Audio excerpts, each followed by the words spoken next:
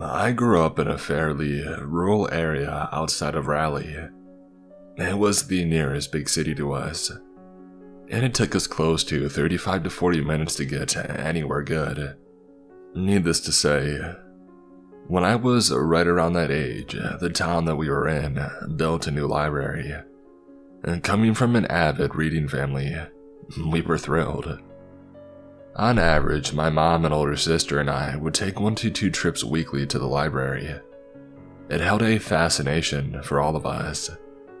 My older sister, let's call her Babs, used to come, pick out a few books and spend the rest of her time on the computer there, printing off fan fiction and stuff related to her favorite fandom, Charmed. I spent the majority of my time in the young adult section, and went through about 3 to 4 books a week. We were homeschooled and therefore spent a lot of time reading and doing other stuff once our schoolwork was finished. Mom would always spend her time in the romance and nonfiction sections, and grab a big stack of books and pick which ones she wanted by reading the first few pages of each. We knew the librarians and a lot of the regulars and were in a very safe, rural town in North Carolina. There was no reason to be on alert. The layout of the library was entirely open.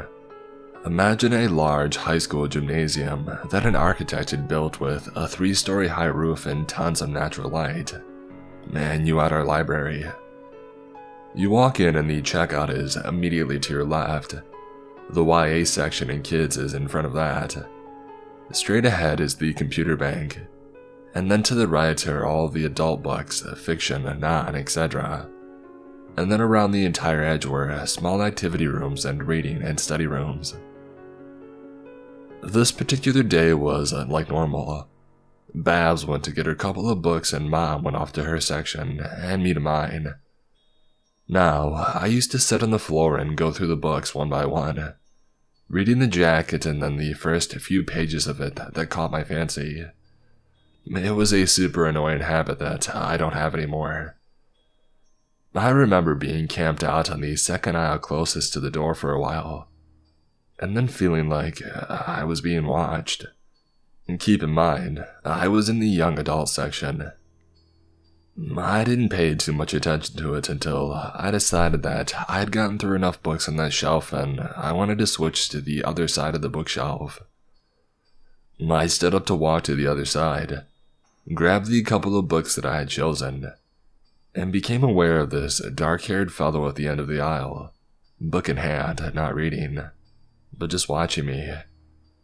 It was like he was staring past the book and watching me. I didn't pay much mind to it and I moved to the next aisle over. A few moments later, he followed. I figured that he was probably another teenager and was looking for a book, so I kept sitting on the floor and reading the book jackets. Until he got closer. It all happened very quickly, where one moment I was reading book jackets and then he moved to the same aisle as me. I brushed it off. I almost had enough books at that point to make it to my next library visit. And keep in mind, we had a super old dial-up and one computer for 5 people in our house. My little sister was in daycare that day, and books were my joy and only entertainment, so I was very serious about reading. I guess that I lost track of time for a minute, and when I looked up, he was still watching me. At that point, I got creeped out to the point that I had goosebumps. So what did 11-year-old me do? I tried to find my big sister, of course. I tried to casually get up with my stack of books and exit the aisle. I had to pass him to get to where the computers were. I tried to pretend that I was interested in the top book in my stack. However, I caught his eye. And that's when I realized that he was probably in his late 20s, early 30s, and he should not be in the young adult section of the library. I tried to find Babs because she should have been where I left her at the computers. But lo and behold, she was not where I had left her. This is pre-us having cell phones, so no one in my family had one, except my dad for work. So then, I start to panic, because when I turned back to the young adult section, The dude was still there, clocking me. I scan around and I don't see my mom anywhere. I kept walking to the grown-up section and scanned down the aisles until I found Mom sitting on a corner in an armchair reading, and I beelined it for her.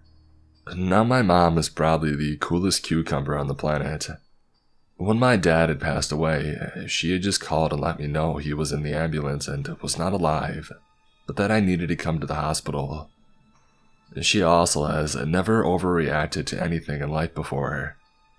And here comes severely panicked me, trying to play it cool. I sat down at her feet and explained what had transpired.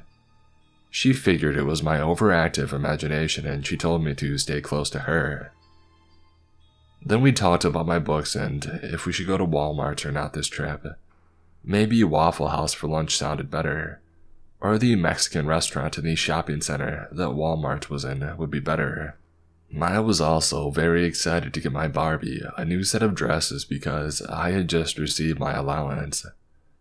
We decided that we would just get groceries at Walmart and then eat at home. Now, whenever we did our library run, we would also hit Walmart for groceries and normal house supplies and the occasional toy. My grandparents used to give us an allowance every month for fun stuff. Mom and I was led back to the young adult section, and the guy was gone. Now, while she was calm, she isn't stupid, and we found Bab sitting nearby to where we had left her. It turns out that she had been in the bathroom when I had tried to find her. Mom explained what had happened, and being much older than me, close to 20 at the time, she said that it was creepy but that she didn't want to go to Walmart with us so Mom and I should pick her up on the way back. She did give me a squeeze of my hand and a kiss on my cheek for comfort when I sat with her, so that was nice and it made me feel safe. Mom then agreed and she and I checked out and got in the car and went the half mile to Walmart. Now, I'm not saying that this is safe, but it was a different time. I was a free spirit and I roamed and Mom would let me. I quickly forgot about the creepy guy once we got to Walmart, and I got excited about spending some of my allowance. The way that our Walmart was set up, the toiletries and bath towels were across from the toys, so Mom was nearby getting shampoo and the likes. She let me roam into the Barbie and doll aisle, which was still very close by. I turned the corner to the Barbies and wham! There's the same dude from the library standing next to the Barbie clothes. I froze. I basically was having a flip out before I realized that I had to leave. He took several fast steps towards me and started to ask me if I liked Barbies. I didn't say anything but got really interested in something at the end of the aisle. Then a few moments later, I slunk away to find Mom and I bolted. I ran and I found her and explained that he was here at Walmart. She left her cart and I followed. She moved us so fast.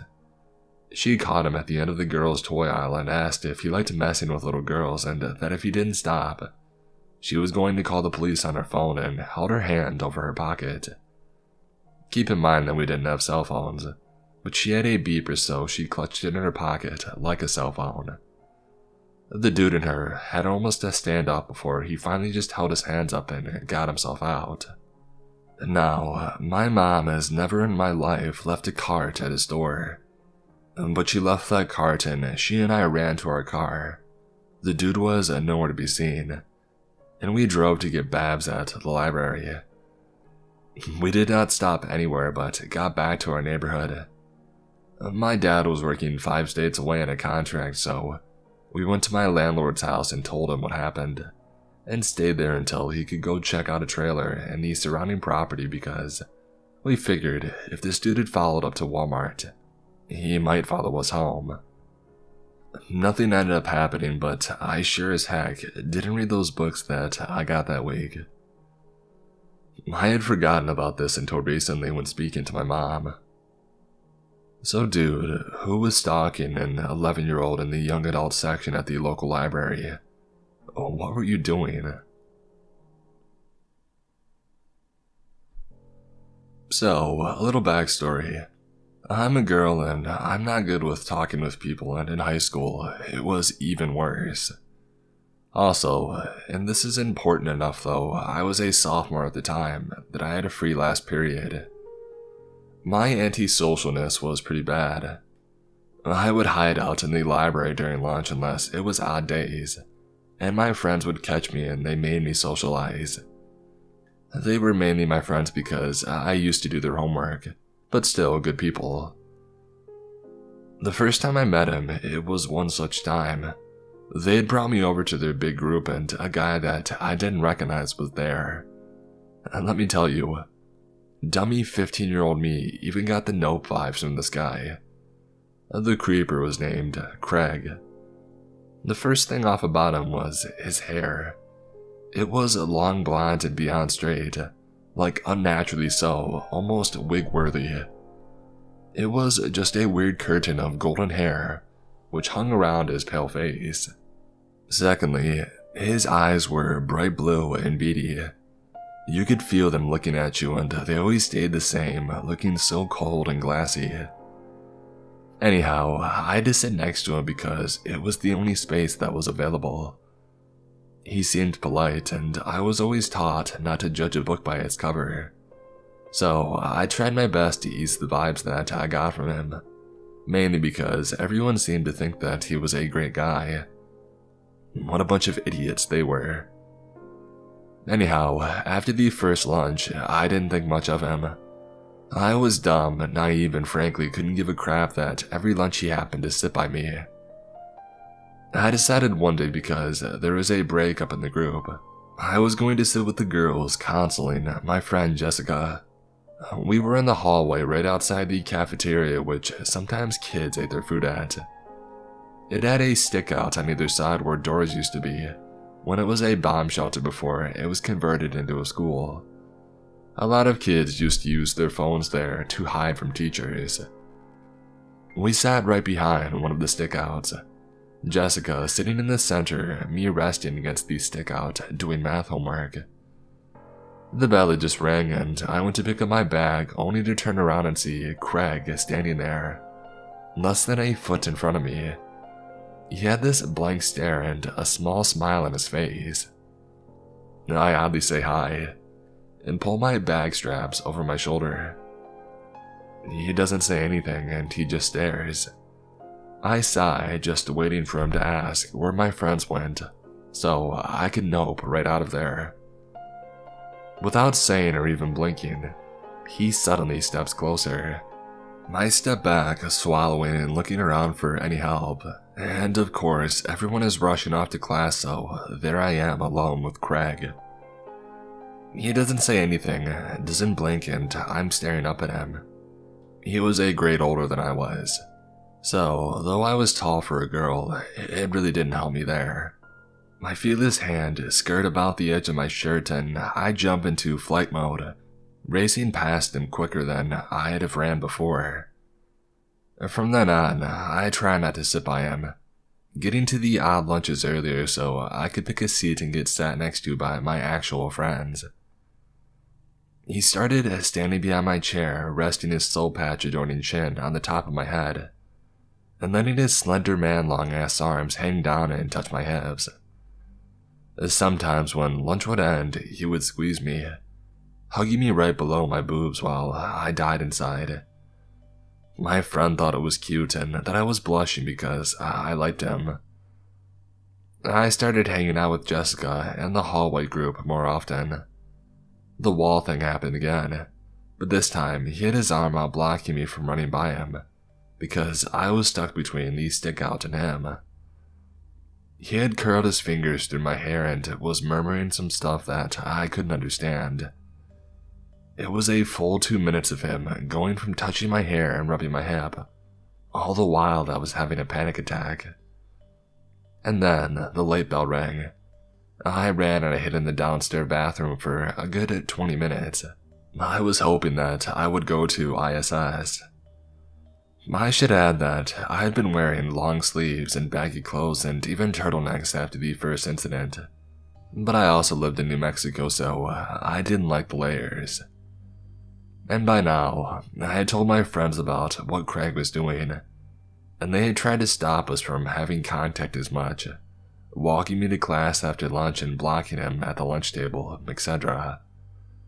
I'd even go as far as to report it to the counselor, who was basically my best friend. She was mad about the whole situation and the fact that she couldn't do anything about it because they had the 3 strikes rule. Craig found a way around this. Like I mentioned before, I had a free period, and I hid out in the library. The library was my sanctuary, and I loved and still do love books. I would spend my half hour reading every sci-fi, young adult, psychology, whatever books caught my interest that semester.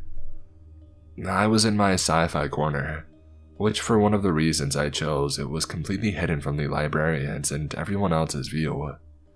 I really didn't want to be disturbed. I was halfway through The Time Machine, a good book by the way, and all of a sudden I look up feeling like something was off.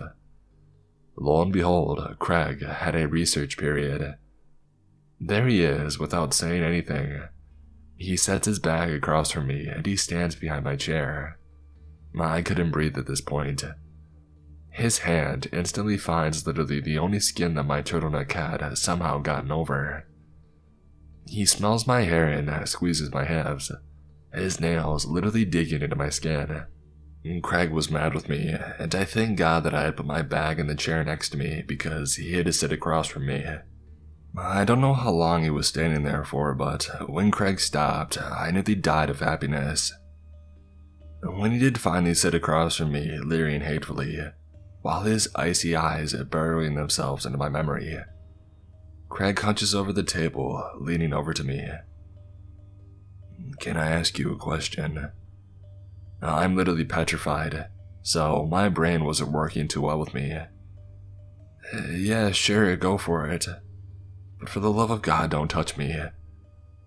He tilts his head, smiling softly while saying as though asking about the weather. "Is your mom a hottie?" For the love of me, my innocent ears had no clue what that could possibly be. "I don't know, I don't think so." I had abandoned my beloved book and was nervously begging the bell to ring, while covering up my hip with my turtleneck. He didn't seem deterred by my answer and smiled. "Well, what about your sister?" Craig chuckled. My jaw dropped. Even I knew what that meant. Out of the corner of my eyes, I saw this girl, a senior, tall and curvy and staring at Craig, with what I can only describe as pure shock. Thank God she was there. "No," I managed to whisper as the girl places back a book and perks up, looking back at us as though she just cured cancer but it had bad side effects. "Hey, do you know where I can find?" For the life of me, the girl had no chance in hell to finish her sentence. Grabbing my bag, I jumped up and was by her side within a minute. "Yep, I think it's over here." I led her to the completely other side of the library where he didn't go, and instead, she and I walked out of the school. The entire time, this unnamed chick held my hand. Once we were out, she had hugged me and had me talk to her. I told her everything about what had happened, and the woman told me first thing tomorrow that I should report it to the counselor again. I told the counselor, Miss Gates, again, and she reported it, changing my lunch and telling me to take my free period in the computer room. 2 weeks later, of blissful Craig-free days, and my lunch is switched back. It turns out since Craig had failed a year, he was 18, and he had sent pictures as well as lewd messages to a freshman, who then reported it to the counselor. 3 strikes and probation. Craig was kicked out of school and sent to the different university. And to the guy who had pinned me against the wall and ruined my sanctuary, you better hope we don't meet again.